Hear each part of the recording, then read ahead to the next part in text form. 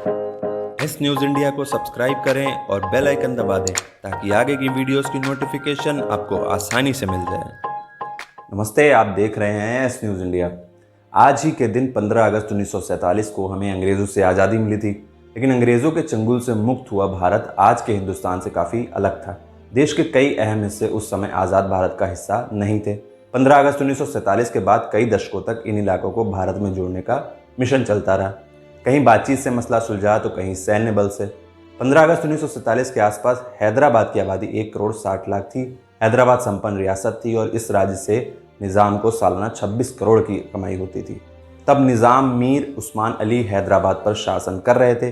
भारतीय स्वतंत्रता अधिनियम 1947 ने रियासतों को ये विकल्प दिया कि वो भारत या पाकिस्तान में शामिल हो सकती है या एक स्वतंत्र राज्य के रूप में खुद को स्थापित कर सकती हैं। नवाब चाहते थे कि हैदराबाद ब्रिटिश कॉमनवेल्थ का सदस्य बने। लॉर्ड माउंटबेटन ने इसे खारिज कर दिया। भारत 15 अगस्त 1947 को बिना हैदराबाद के ही आज़ाद हो गया। पटेल किसी भी हालत में हैदराबाद को भारत से दूर करने के पक्ष में नहीं थे। निज़ाम को जनमत संग्रह का ऑफर दिया गया, लेकिन 85% हिंदू आबादी पर राज कर रहे निज़ाम ने इस ऑफर को ठुकरा दिया। 9 सितंबर 1948 को भारत ने तय कर लिया कि हैदराबाद में अब सैन्य कार्रवाई के अलावा कोई विकल्प नहीं है। सेना के दक्षिणी कमान को इसकी सूचना दे दी गई कि उन्हें 13 सितंबर को हैदराबाद में प्रवेश करना है। 4 दिन तक चले सशस्त्र संघर्ष के बाद आखिरकार 17 सितंबर 1948 की शाम को हैदराबाद की सेना ने समर्पण कर दिया। 18 तारीख को मेजर जनरल चौधरी की अगुवाई में भारतीय सेना शहर में दाखिल हुई। कुल मिलाकर ये ऑपरेशन 108 घंटे चला और हैदराबाद भारत का अभिन्न अंग बन गया। 15 अगस्त 1947 को कश्मीर भी एक रियासत थी जिसके हिंदू राजा थे डोगरा शासक महाराजा हरि सिंह। रियासत की लगभग 3/4 आबादी मुसलमानों की थी। पाकिस्तान से इस रियासत की रियाया का माल असबाब का लेन देन था। महाराजा हरि सिंह ने भारत और पाकिस्तान के साथ स्टैंड स्टिल समझौता करना चाहा। उस समझौते का मकसद था कि उन्हें भारत या पाकिस्तान में विलय करने के कुछ और वक्त मिल जाए। पाकिस्तान की नज़र जम्मू कश्मीर पर थी। 24 अक्टूबर 1947 को पाकिस्तान के कबीलाई लड़ाकों ने कश्मीर पर आक्रमण कर दिया। इन लड़ाकों को पाकिस्तान की सेना का साथ था। कबायली श्रीनगर की ओर बढ़ रहे थे। महाराजा हरि सिंह परेशान थे। उनकी सेना कबायलियों का सामना करने में सक्षम नहीं थी। महाराजा हरि सिंह ने भारत सरकार से सैन्य मदद मांगी। भारत सरकार सैन्य मदद को तैयार थी, लेकिन भारत ने कहा कि हरि सिंह को जम्मू कश्मीर का भारत में विलय करना होगा। महाराजा हरि सिंह ने विलय के समझौते पर हस्ताक्षर किए और कश्मीर भारत का अभिन्न अंग बन गया।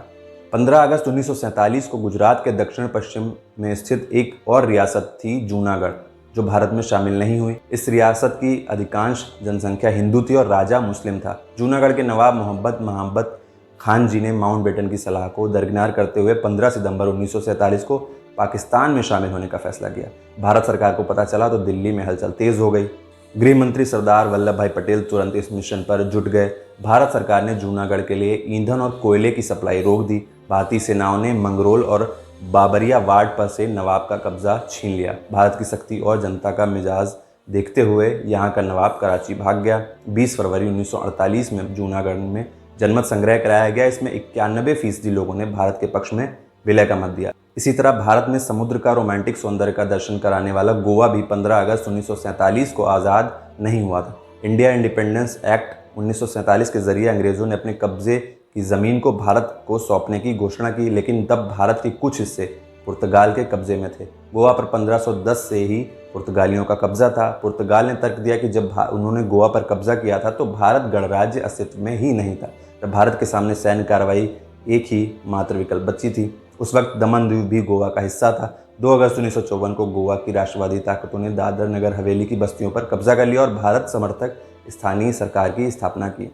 1961 में दादर नगर हवेली को केंद्र शासित प्रदेश घोषित कर दिया गया। इसके बाद पुर्तगाल शासित बाकी प्रदेशों के लिए आर्थिक प्रतिबंध शुरू कर दिए गए। इधर दादर और नगर हवेली छिनने के बाद पुर्तगाली बौखला गए। पुर्तगाल ने अफ्रीकी देश अंगोला और मोजाम्बिक से और सेनाएं मंगाई। गोवा, दमन और दीव में 8000 यूरोपियन, अफ्रीकन और भारतीय सैनिक तैनात कर दिए गए।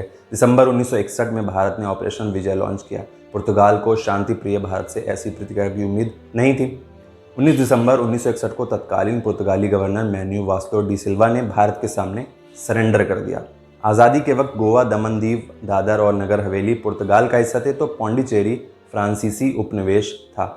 आज़ादी के बाद नेहरू पौंडीचेरी को भारत में शामिल कराने की कोशिश में जुट गए। पौंडीचेरी के अलावा कराईकल, माहे और यनाम भी फ्रांस के कब्जे में थे। 1954 में पौंडीचेरी में माहौल बिगड़ने लगा। यहाँ भारत में विलय के लिए व्यापक आंदोलन हुआ। 18 अक्टूबर 1954 को पौंडीचेरी और कराईकल के स्थानीय निकायों के प्रतिनिधियों ने एक जनमत संग्रह में हिस्सा लिया। इसमें से 170 सदस्यों ने भारत में विलय की हामी भरी। इसके 3 दिन बाद भारत और फ्रांस के बीच एक समझौता हुआ। फ्रांस की संसद में मई 1962 में पौंडीचेरी की सत्ता को भारत को औपचारिक रूप से स्थानांतरित करने का प्रस्ताव पास किया गया। 16 अगस्त 1962 को भारत और फ्रांस के बीच पौंडीचेरी का औपचारिक सत्ता हस्तांतरण हुआ। भारतीय गणराज्य की संपूर्ण आज़ादी का एजेंडा सिक्किम को भारत में शामिल किए बिना अधूरा था। 15 अगस्त को जब देश को आज़ादी मिली तो सिक्किम हमारे साथ नहीं था। तब यहाँ राजशाही थी। चोग्याल यहाँ शासन करते थे। वे सिक्किम के लिए भूटान जैसा स्टेटस चाहते थे। 1962 में भारत चीन युद्ध के बाद भारत को महसूस होने लगा कि सिक्किम को इंडियन रिपब्लिक में मिलाना भू राजनीतिक ज़रूरत हो गई है। तब देश की पीएम इंदिरा गांधी थीं। 6 अप्रैल 1975 की सुबह सिक्किम के चोग्याल के राजमहल को 5000 भारतीय सैनिकों ने घेर लिया। सेना ने बड़ी फुर्ती और आसानी से राजमहल में मौजूद 243 गार्डों पर काबू पा लिया। चोग्याल को उनके महल में ही नज़रबंद कर दिया गया। इसके बाद सिक्किम में जनमत संग्रह हुआ। जनमत संग्रह में 97.5% लोगों ने भारत के साथ जाने की वकालत की। सिक्किम को भारत का 22वां राज्य बनाने का संविधान संशोधन विधेयक पास हुआ। 15 मई 1975 को राष्ट्रपति फखरुद्दीन अली अहमद ने इस बिल पर हस्ताक्षर कर दिया और सिक्किम भारत का हिस्सा बन गया। 15 अगस्त 1947 को मणिपुर भी संपूर्ण रूप से भारत का हिस्सा नहीं था। ब्रिटिश राज के दौरान मणिपुर एक रियासत थी जिसका क्षेत्रफल 21,900 वर्ग किलोमीटर था। आज़ादी के समय मणिपुर के राजा बोधचंद्र सिंह ने विलय पत्र पर 1949 तक हस्ताक्षर नहीं किए थे। मणिपुर का अपना संविधान भी था लेकिन भारत सरकार ने इस संविधान को मान्यता नहीं दी। इधर मणिपुर में चुनाव की मांग जोर पकड़ने लगी। मणिपुर के महाराजा बोधचंद्र ने जून 1948 में राज्य में चुनाव कराए। मणिपुर के भारत में विलय की बात करें तो इसे लेकर विधानसभा में बड़ा मतभेद था। इस बीच हालात ऐसे हुए कि भारत सरकार को सितंबर 1949 में मणिपुर की विधानसभा से परामर्श लिए बगैर महाराजा बोधचंद्र से विलय पत्र पर हस्ताक्षर करवाना पड़ा। यह विलय 15 अक्टूबर 1949 से लागू कर दिया गया। भारतीय संघ में त्रिपुरा का विलय 15 नवंबर 1949 को हुआ। 17 मई 1947 को त्रिपुरा के अंतिम महाराजा वीर विक्रम सिंह की मृत्यु के बाद उनकी पत्नी महारानी कंचन प्रभा ने त्रिपुरा राज्य की बागडोर संभाली। त्रिपुरा राज्य का भारतीय संघ में विलय करने में उन्होंने सहायक की भूमिका निभाई। उम्मीद है आपको ये जानकारी पसंद आई होगी, तो चैनल को सब्सक्राइब जरूर कर दें।